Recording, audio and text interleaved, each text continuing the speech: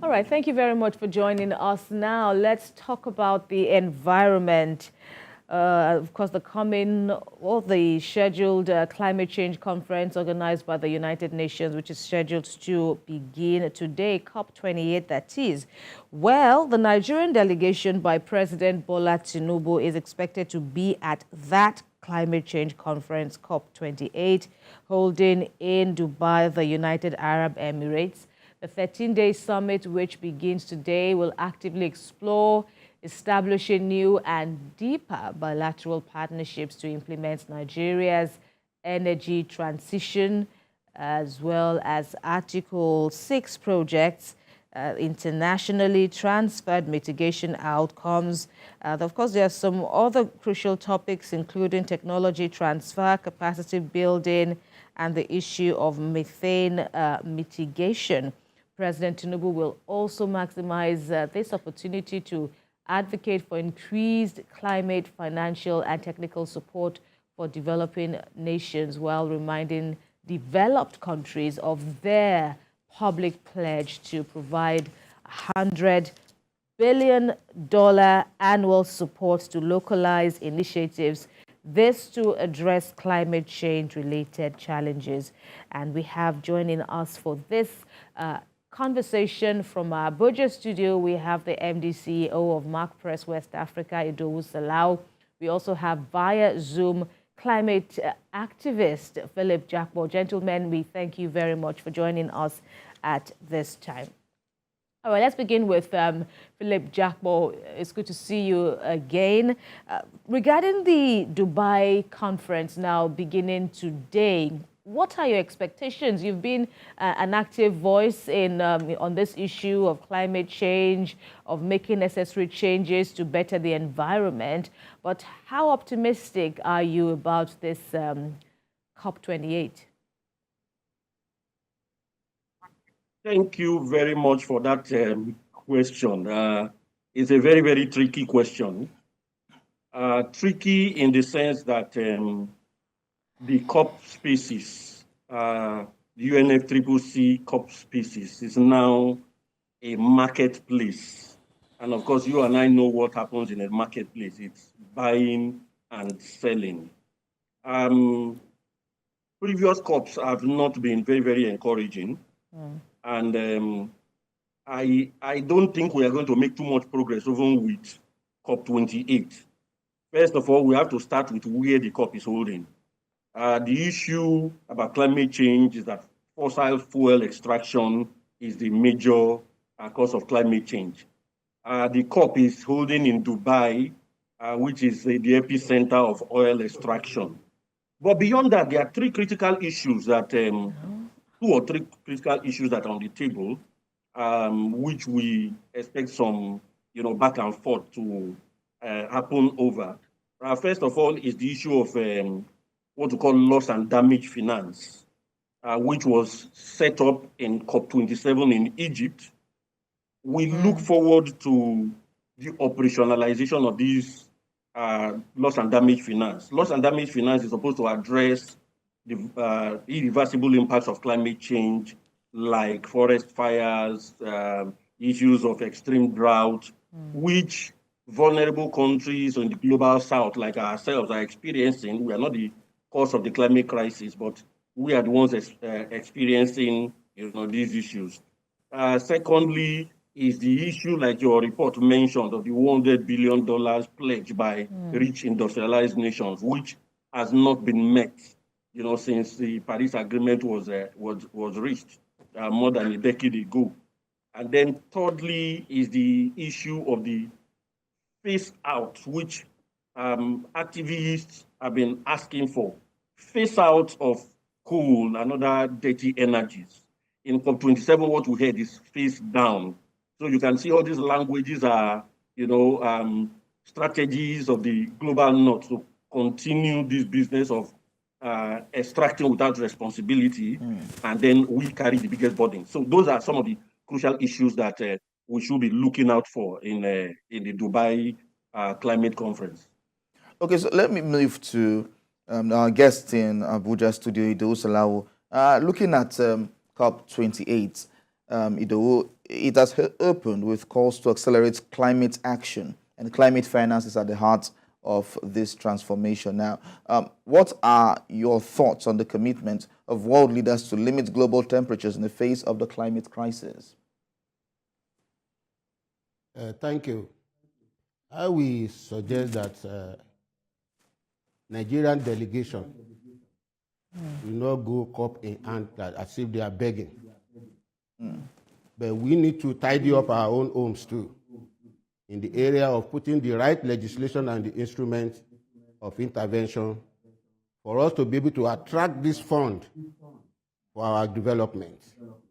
And if you look at what the fund is to be used for, from the source, the statistic that was given, the global statistics, is that climate change finance investment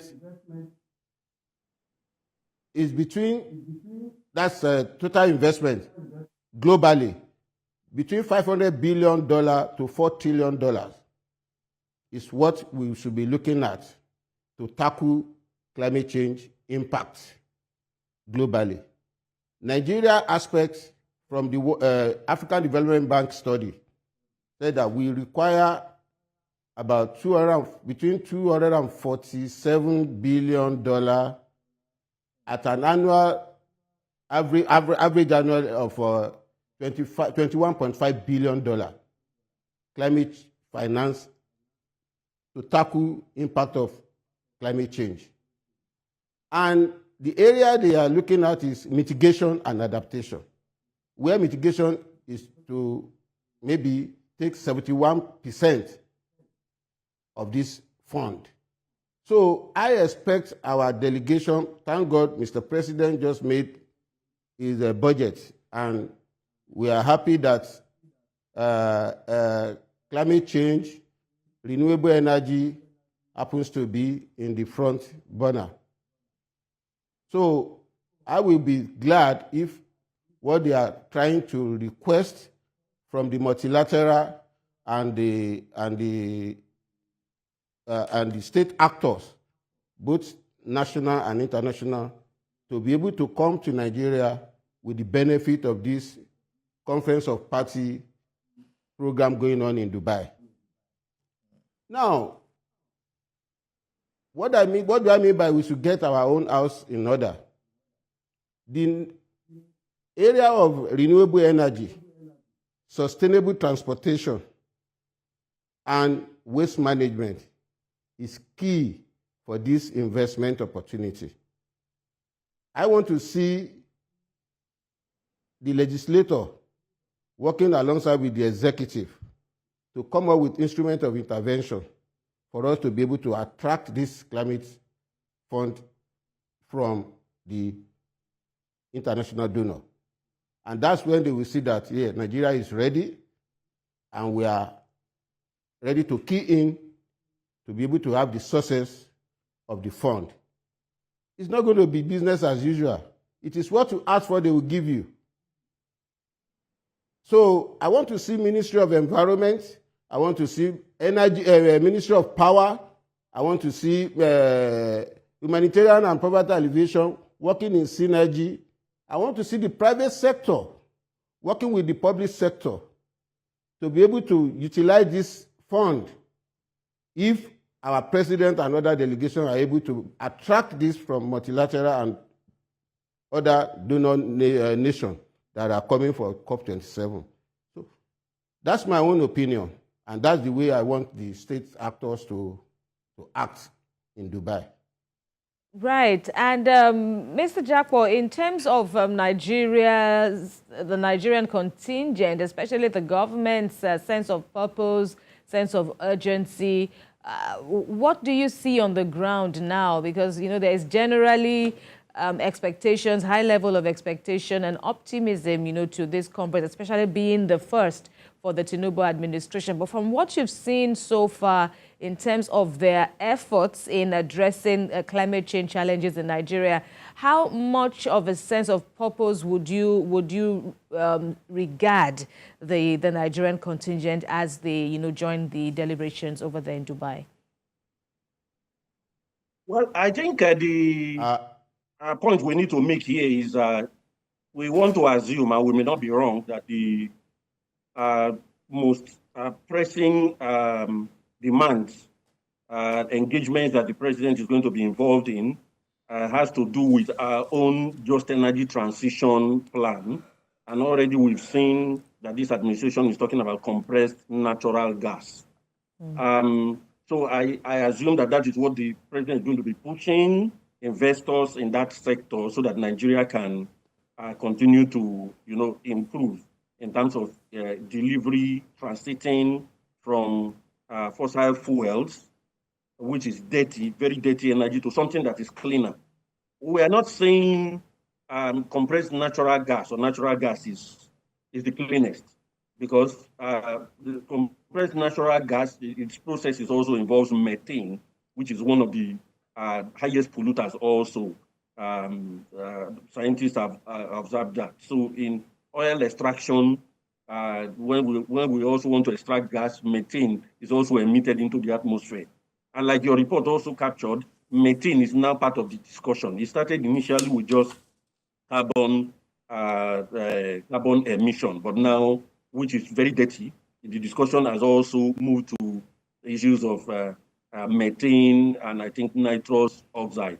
So I believe the president is a businessman. So like I said earlier on, the COP unfortunately has become a marketplace where delegations go to do business, and most of those business seems to be far, far away from addressing the root causes of climate change, which is the issue of cutting down on emission. That we will continue to even use compressed natural gas means we will still continue to extract. It also means that pollutions are still going to be happening. But then, like I said earlier, compressed natural gas is cleaner. So the president's delegation, of course, will naturally have experts in that area who are going to be looking at the kind of investments that they can draw to Nigeria to help the president's vision of using compressed natural gas as the driver of our own transition away from very, very dirty energy.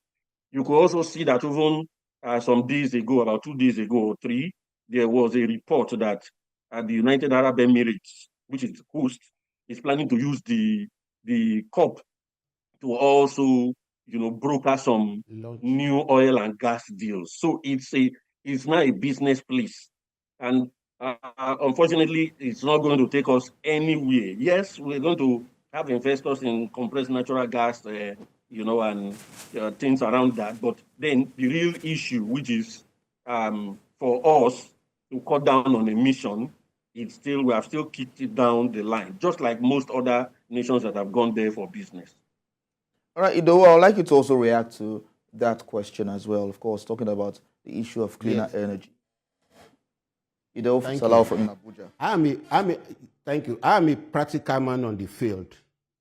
And what I've seen that could attract this kind of investment to Nigeria is private sector partnering with the government to launch the issue of methane reduction. One, investment in methane. Just practically look at our cities. Poor waste management. Methane is being released from our unsanitary landfill that we have. What we call sanitary landfill. Well, these are open dump sites. On a daily basis, can government partner with private sector for the reduction of methane gas, which can attract this climate fund? And what do they need? It's just a technology transfer. I give an example of Goza landfill in Abuja here and Olusosun landfill in Lagos. The amount of methane that is being released on a daily basis could be utilized to generate electricity. And these are projects that are qualified for this climate fund. Investors will want to come to Nigeria to transform our illegal dump sites into energy hub. And we are talking about energy transition. So I wish those who are in the delegation of Mr. President will be able to let those investors know that these are part of investment opportunity that could come to Nigeria and could attract this fund. Another one is the issue, we have the issue of oil subsidy removal. Under sustainable transportation, they can easily get investors to come in and plan for our rail transport system. The light rail, just like what Lagos State have just done of recent, other cities can come up with an agenda that they want to have intercity rail transport system with electric rail system, and that will reduce the amount of fossil fuel vehicle that we put on our road. So these are kind of investment opportunity I am looking at. Ministry of Power could partner with Ministry of Environment, come up with an agenda how we can come up with reducing methane gas release. Again, Ministry of Housing can partner with Ministry of Power so that the new housing estates that are coming up through Federal Ministry of through FHA, they will not use, they will be all the housing like the one that former President Buhari commissioned in Zuba. Those housing units could be taken off from the national grid and they will be powered with renewable energy. These are climate fund development projects that can attract this fund. So they have to come up with this kind of agenda that need this funding. And it is public-private sectors-led agenda. And that is my own position in the area of getting this fund to Nigeria. So that they won't just go for talk show. Prepare your own, work with the legislator, the executive come up with a program and policy that is sustainable. Not the one that somebody will just say, okay, no, I'm building a road and it's not being told. I'm buying cars for politicians or for market women or for AURTW that will not be able to collect money to pay back the loan, because these climate fund sources come from public, private, and other investors. So, and they will want to recoup their money. If you don't get it as a grant, you don't need to return grant or loan. But when it comes through private sector, it is through the bond. So we call something green bond, and that is where you have to pay it back with a very minimum interest or percentage. So if they look at all those sources and the way this climate fund rotates, again, if we're able to reduce the amount of methane, the carbon credit is there. They can buy it back. They will be paid. The investor will get carbon credit back. So all these are part of the area that they need to look into to attract this climate fund into the country. That's my own opinion.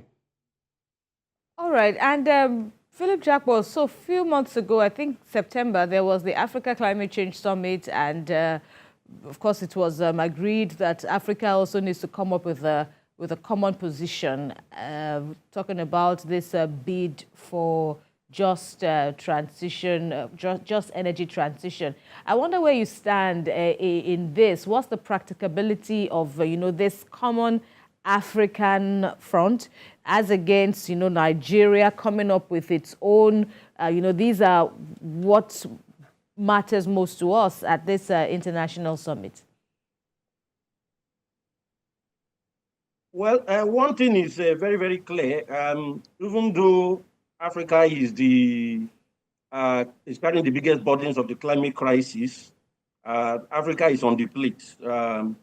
But we all suffer different impacts of climate change. And you also have the fact that most countries have different resources that they rely on. Nigeria, for instance, is heavily reliant on fossil fuels. And that's why Nigeria chose, for instance, that in transiting is going to use compressed natural gas as the transition fuel. Other countries have their own resources. There's nothing that is binding in this case. And that is why we've had little progress in terms of achieving the targets of the Paris Agreement. The agreements at the COP are not binding. You have different countries with their own nationally determined contributions. There's no cap. And I think, like mentioned earlier, there was this, the global stock take. The report which came out on September 8th was clear that despite the fact that every nation has its own ambition, we are working towards addressing the climate impact, but there's no synergy. there's no, we are far from, the target. So it's because these policies from different countries are not non-binding. Nobody can hold you to account. So different countries are going to the COP with their own personal agenda. It, like I said, it's a marketplace now. The discussion is going to do business. And the business here is the business of climate change. Activists will tell you that the solution to the climate crisis is just to cut emission at source. It's massive investment in renewable energy. It is ensuring that there's synergy across different sectors in terms of addressing the climate crisis. Nigeria's national determined contributions are very, very ambitious. Some of the plans include, for instance, mass transit so that people can keep their cars and take the mass transit to convey a lot of people without burning so much of carbon. And then with the compressed natural gas initiative of the current administration, of course, that is on course. How we are going to ensure that the policy, continues to improve, that's what we have to be looking at. There's also the talk about climate smart agriculture, which uses less, fertilizers, which uses less water, so that our farming, our agriculture is resilient. So these are all some of the initiatives on the ground. But then, like I mentioned earlier, each country is going to the COP with their own personal agenda, because most of the contributions, most of the decisions are not binding. So it's left to every nation to do their own bidding at the COP. Okay, so let's look at the fact that you mentioned something about massive investment in renewable energy, but we hear this talk every time at different COP. We heard it at COP27, now COP28. Do you think governments are being sincere about moving from fossil fuel into renewable energy? Well, I think we have to break it down to the global south, where we are, which carries the biggest burdens of climate change, and then the global north, which is actually responsible for the industrialization model, which has brought this crisis on the world. I think we have to start from the global north, their sincerity. We have seen with the Russia-Ukraine war, how Europe, which was talking about just energy transition, when immediately Russia cut off gas to Europe, we started seeing massive push for oil and gas projects in Africa. We started hearing about the Trans-Saharan pipeline. We started hearing about the East African crude oil pipeline, which is causing a lot of crisis in Uganda and surrounding countries. Now that shows hypocrisy on the part of the global north. Now on our own part, we are stuck in a sense because we have refused to develop our economies, and most of us are mono economies. Nigeria is a good example or a bad example. We have been stuck on fossil fuel, oil and gas extraction. Now, for us to transit will take a lot. You have to build new infrastructure. You have to put in new investments. You have to address issues like we have been mentioning before now, that will take us away from, our dependence on oil and gas to our abundant sunshine, abundant directional winds up north. And this will take a lot of investments. It will also take a lot of political will, because government is making a lot of revenue from oil and gas. For you to say, wake up one morning and say, just move away from these things, it's going to take a lot in terms of, the political will and structures we have on ground to make that happen. The political will, we have seen a lot happen already.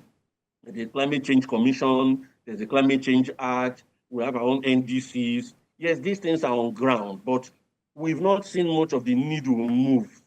So what we must continue to advocate for is seriousness on the part of our government to actually follow through some of the commitments that we have made. I think that's the issue.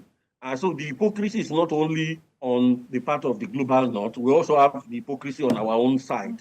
So, but if there are binding agreements, it will make countries, really put in place real concrete policies which can be measured. But since most of the agreements are non-binding, we have continued to dance around the circle. And this started in 1992. This is 2023. And the Global Stocktake report that came out on September 8th was clear that the world is off track. And with the impacts of climate change are escalating. So we are seeing more of forest fires, the heat in the Western world.